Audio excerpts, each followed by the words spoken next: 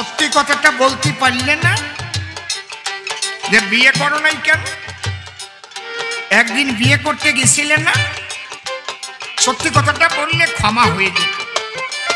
কি একটা মিথ্যাকে ঢাকবার জন্য যেন আর 10টা মিথ্যা যখন বলে না, তখনই অপরাধের জালে জড়িয়ে যায়। এই স্বভাব তোমার ঠিক না। অম্বরীশ রাজার কন্যা রূপে গুণে মহিধন্যা, শ্রীমতী নাম ছিল।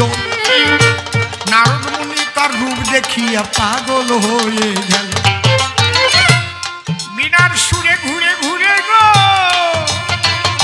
কৃষ্ণ নাম বেড়ায় করিয়া, কিন্তু মনের মধ্যে বাসনা ওই মেয়েটাকে করবো আমি বিয়া। অসীম নীলাকাশ ভাইটা ঠিক মতো আছে তো? কে গড়ালো, কে গড়ালো আছে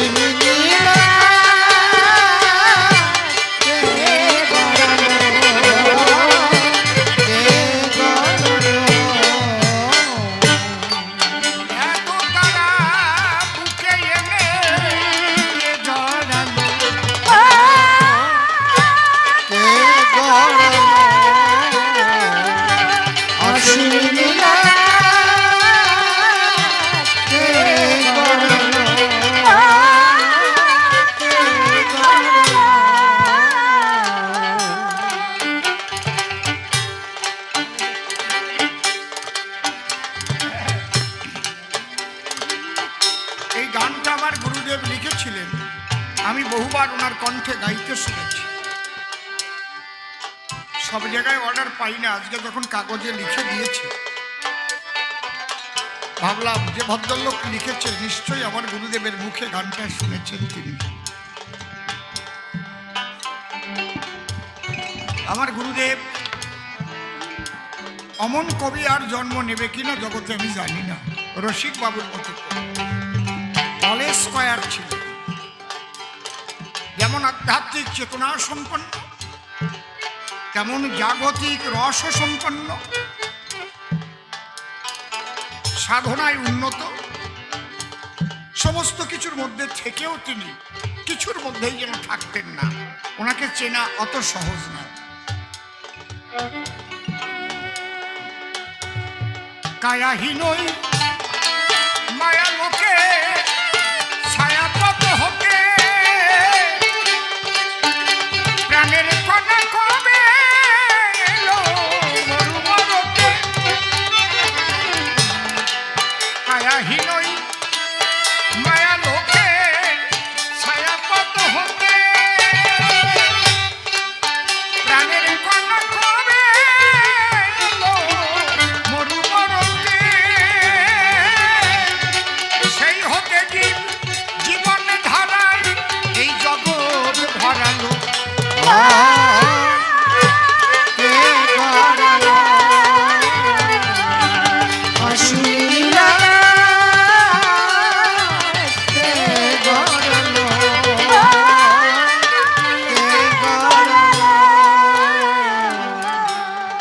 বিশ্বনাথের বিশ্বখানা বিস্ময়ে ভরা,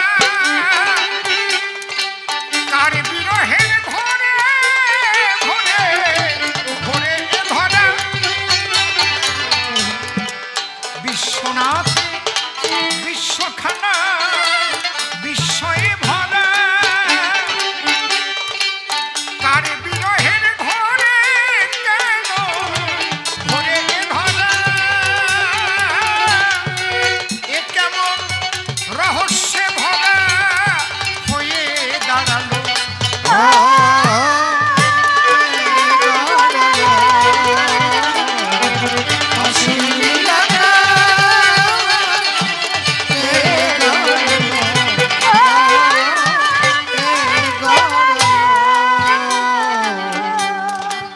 তার টানে ওই উল্টা ছোটে উড়ে হতে ছাই, কোন তারকার প্রথম আলো আজও আসে নাই।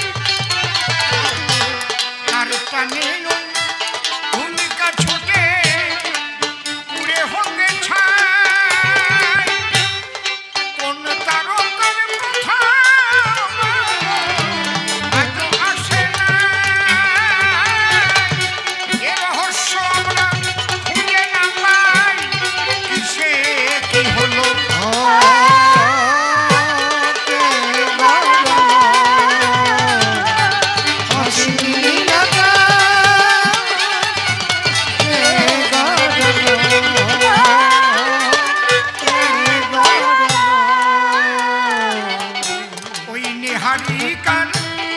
বুকের খোকা ওই সে দিবাকর তার বিরহে জ্বলে জ্বালায় সারা জীবন ভর নেহারিকা বুকের খোকা ওই সে দিবাকর কার বিরহে জ্বলে জ্বালায় সারা জীবন ভর কার টানে সে চাঁদের উপর তার কিরণ ছড়ালো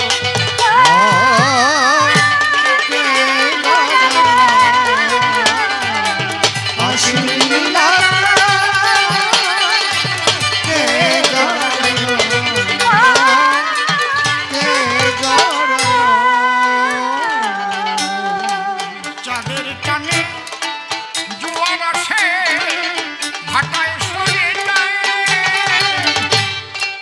বিপুল মহাসাগর নদী ভাটায় যায় কোথায় চাঁদের টানে জোয়ার আসে ভাটায় সরে যায় বিপুল মহাসাগর নদী ভাটায় যায় কোথায় রসিক পাই জ্ঞান ক্ষুদ্র মাথায় বিপদ জড়ালো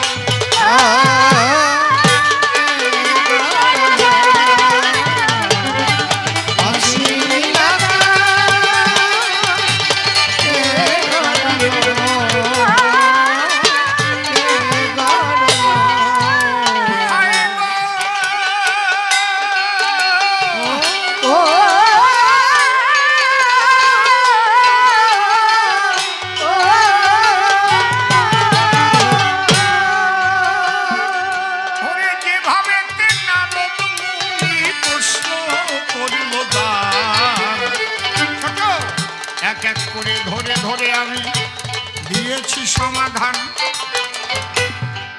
আবার নূতন করে এসে নূতন প্রশ্ন দেয় আমার নাকি বিয়ে করাবো একটাও নয় 16,000 নারীকে আমি গো এনেছিলাম নাকি ধরে ছোট এত বড় বাজে কথা তুমি কেন বললে আজ আমারে নরকাসুর যুদ্ধে জয়লাভ করে 16,000 রমণীকে সে তার কারাগারে আবদ্ধ করে রেখেছিল ছোট আমি সেই নরকাসুরকে বধ করি নরকাসুরকে বধ হ্যাঁ কথা বলবেন না নরকাসুরকে বধ করে সেই 16,000 রমণীকে আমি উদ্ধার করি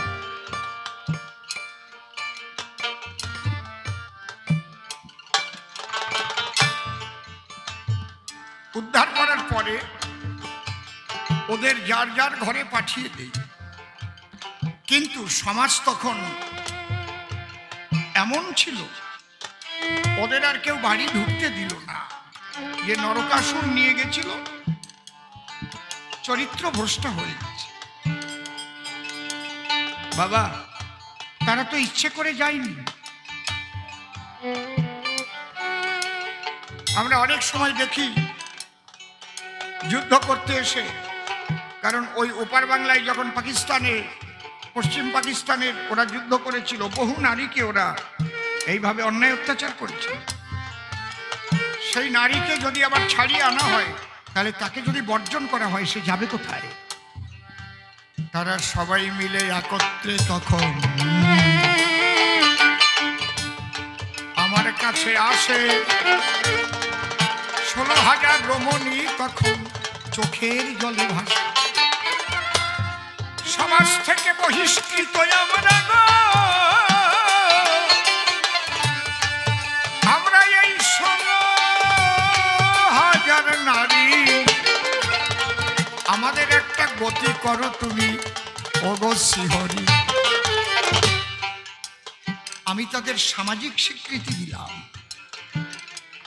যাও তোমাদের যখন সমাজ থেকে বহিষ্কৃত করেছে, তোমরা সবাই আমার কাছেই থাক। এটা কি কম কথা?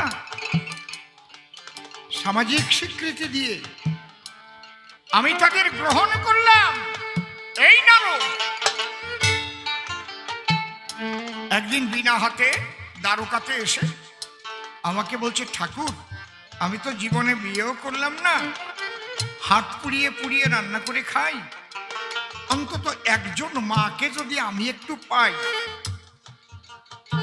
তাহলে আমার এই দুঃখ কষ্টটা বিমোচন হয়।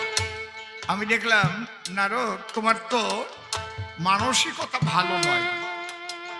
আমি বললাম, নারদ ঠিক আছে, তুমি যখন আমার কাছে চেয়েছো, আমি তোমার গুরু, তোমাকে তো ফিরিয়ে দিতে পারি না। তবে একটা কথা বলছি, সন্ধ্যার পরে আসবে নারদ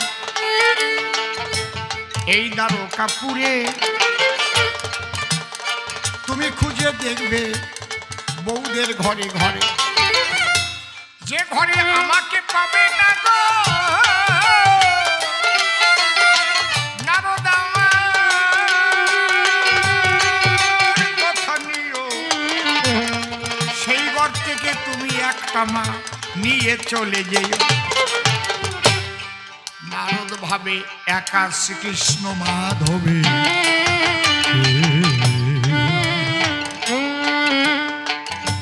আর 16,108টা ঘর, কয় ঘরেতে থাকবে আমার কৃষ্ণ নটবর। বিনা বাজায়ে মন বাজায়ে, ওই নারদ মুনি ধায় দ্বারকাতে এসে দাঁড়ালো ঠিক সন্ধ্যা বেলায়। সন্ধ্যার পরে আমি রুক্মিণীর ঘরে ওই দ্বারে যখন যায়, গিয়ে দেখে শ্রীকৃষ্ণ রুক্মিণীর খাটে বসা রয়। ওখান থেকে নারদ মুনি তখন সত্যভামার ঘরে গেল।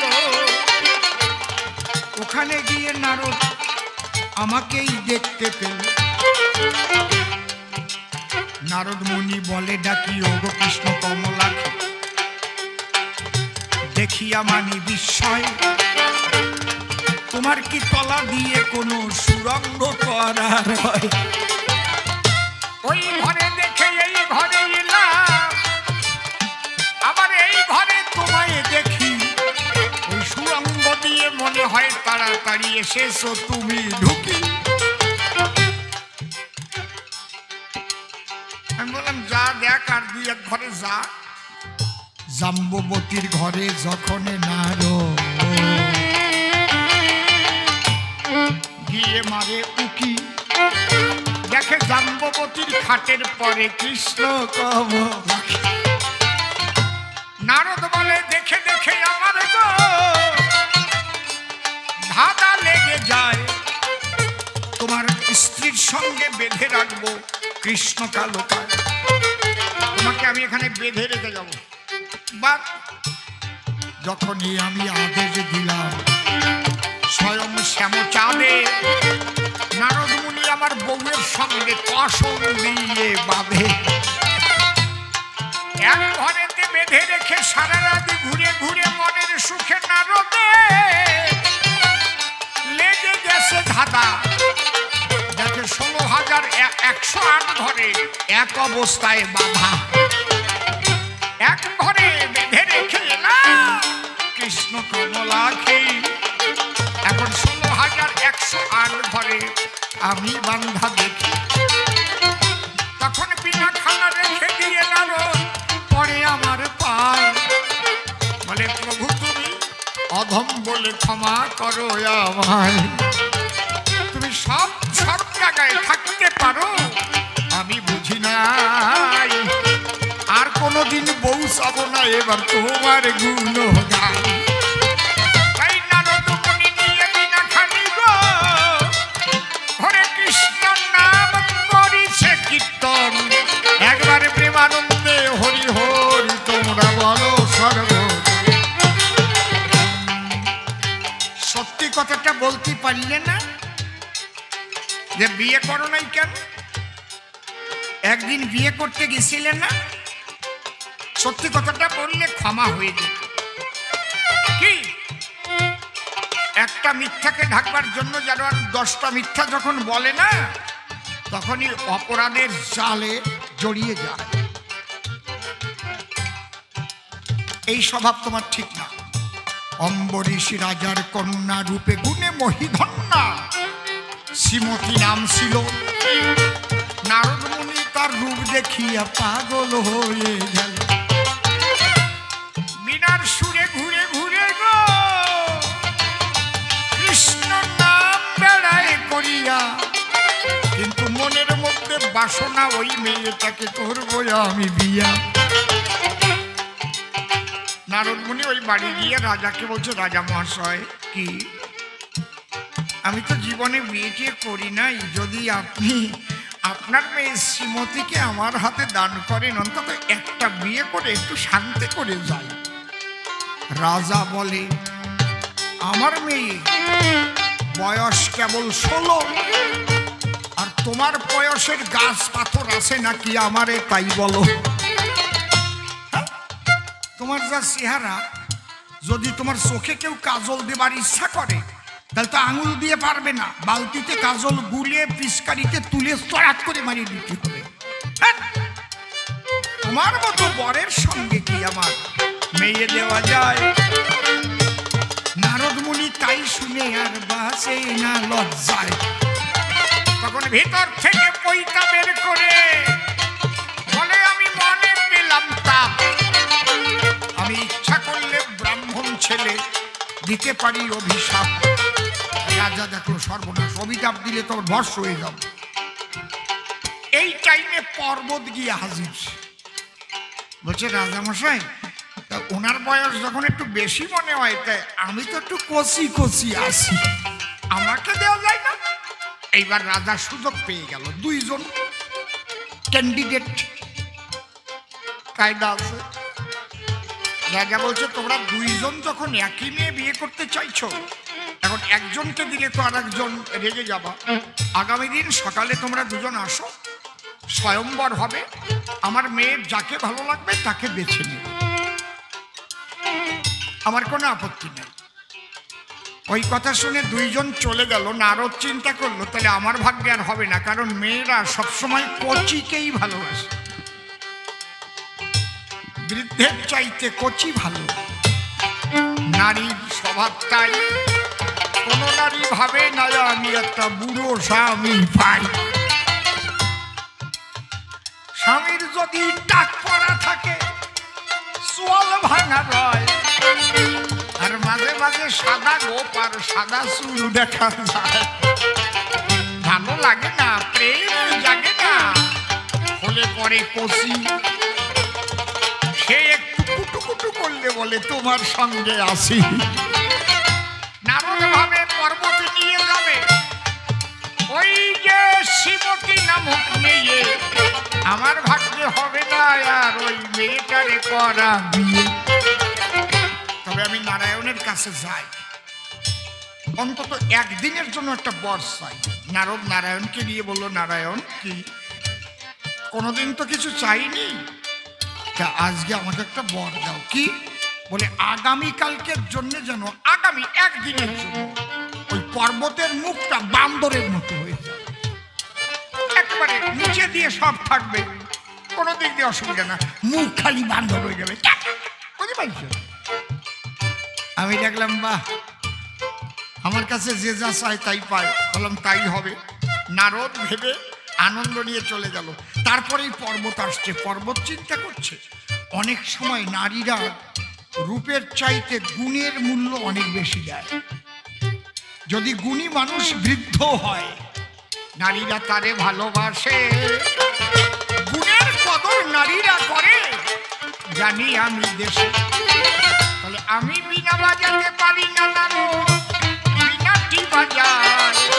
আমি কষি হলেও ওই দিকে যদি মাথা ঝুল দেয়।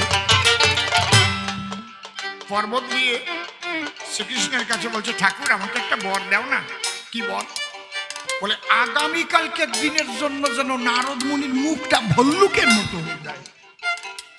শালা যদি ভল্লুক বানাই দিতে পারি তাহলে বাজনায় কাজ হবে না। ওরে যে আগে বান্দর বানাই দিয়েছে ওরাও জানে না, না তো দেখে নাই। দুইজন বর সেই ভল্লুক বানর হলো। বিয়ে করবার জন্য যখন অম্বরীশ রাজার বাড়ি গেল, এখন দুইজন একটু খালি মনে মনে ভাবিয়ে চোখ দিয়ে চোখ বন্ধ করে তাকায় দেখেন যে উপরে একটু ভল্লুক আর উপরে একটু বান্দর। কি বিচ্ছিরি চেহারা নিয়ে গেছে দুইজন। মেয়ে যখন মালা নিয়ে এলো গো, মেয়ে দেখে কয় এই ভল্লুক আর বানর মুখর গলায় কি মালা পরানো যায়? বাবা, ওর বাবা বলে চুপ কর, সাবধান। ওই যে ভিতর দেখেছিস বুকের পর পইতে আছে দুইটারই। এই টাইমে আমি কৃষ্ণ মনে মনে ভাবলাম যে এই বর্ত নিয়ে গেল, দেখি ওরা কি করে, আমি যাই একটু বসি। ওরা তো চোখ বুঝে পিড়িতে বসে আছে, আমি মাঝখানে গিয়ে চুপচাপ বসে আছি। মাইরি আমি বিয়ে করতে যাই নাই, চোখ শুয়ে কই আমি দেখতে গেছি। এইবার ওর বাবা বললো শোন, ওই দুইজনের মাঝখানে যারে তোর ভালো লাগে তারে মালা দে। দুইজনের মাঝখানে আমি ছিলাম নন্দলালা। মেয়ে তখন নিয়ে এলো হাতে বড় মালা। আমার গলায় যখন মালা পরাইয়ে দিল ভাই, আমি তখন বউটা নিয়ে বৈকুণ্ঠেতে যাই। ওরা ঠিক পাই নাই, ওরা চোখ বন্ধ করে বসে আছে। এই যে রজনীগন্ধা ফুলের মালা পড়ে পড়ে পড়ে পড়ে 7 দিন বসে আছে। এইবার তো মুখ ঠিক হয়ে গেছে। 7 দিন পরে উঠে দেখে ব্যাপার কি, সে মেয়ে কোথায়? বলছে মেয়ে কোথায়? বলে মেয়েটা তো জামাই নিয়ে চলে গেছে। জামাইকে? বলে নারায়ণ। তখন ওই 2 ভাই চলে এলো আমার সদন। কি ব্যাপার তোমাদের কি? বলে আমাদের বউ তুমি নিয়ে এলিয়ে কেন? আমরা বিয়ে করতে গেলাম আর তুমি নিয়ে চলে এলি। আমি বললাম শোনো, তোমরা ওই মেয়ে যদি আমার গলায় মালা না দিত তাহলে আনতে পারতাম। তাই অভিশাপ দেবো, এর পরের যুগে তুমি যখন রাম হয়ে যাবে তখন তোমার বউ হারিয়ে যাবে, মনে মনে কাঁদতে হবে। আমি বললাম দাঁড়াও দাঁড়াও দাঁড়াও দাঁড়াও দাঁড়াও, যখন অভিশাপ করেই দিলে আমার যখন বউ হারিয়ে যাবে, আমার যখন কাঁদতে হবে, তোমরা 2 ভাই ওই ভল্লুক বানর হয়ে গিয়ে সেই বউ তালাশ করে দেবে। যাও, এই জন্য রামের সঙ্গে ভল্লুক বানর এই জগতে ছিল একবার রামানন্দে প্রেমানন্দে। যাক আমাদের আর সময় নাই, মনে আছে ভাবো, এইবার আমরা মিলন গিয়ে পালা শেষ করিব। সঙ্গপনে তোমার শোনে মনে মনে তোমার মিলন, সঙ্গপনে তোমার শোনে মনে মনে আমার মিলন।